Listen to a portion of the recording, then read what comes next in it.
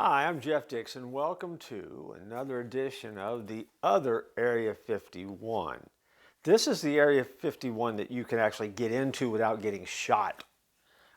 Because if you ever try to get into the other one, according to the signs that are there, the U.S. government will shoot you.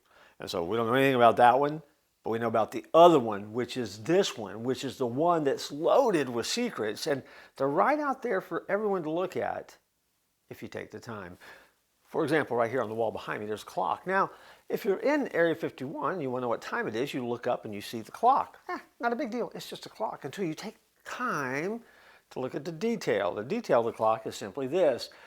The title is actually an album because the clock itself is a record. And the record has numbers on it, hands on it, but the record matters. The title is Countdown, Time in Outer Space, done by the Dave Dudek Quartet back in 1962. Now, you may be familiar with their music. I personally was not. We got the clock because of the title, but others know the music.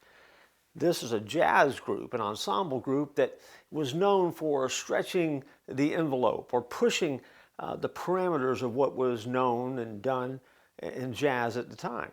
So as a result, they had quite a reputation. In 1962, they released this album, and they dedicated the entire album to astronaut John Glenn, who had, by that time, been into space. And so in the heat of the space race, as manned space program was taking off, they were kind of expanding and taking off into new fields of jazz music for the very first time.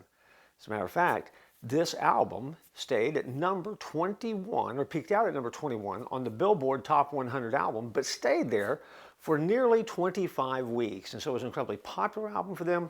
And the time and the era, it was a well-known song, well-known album, and it was all inspired by man reaching for the stars. Hopefully, as you look at things, and sometimes when you pay attention to the details, it will inspire you to reach higher, to stretch further, and become the best version of yourself.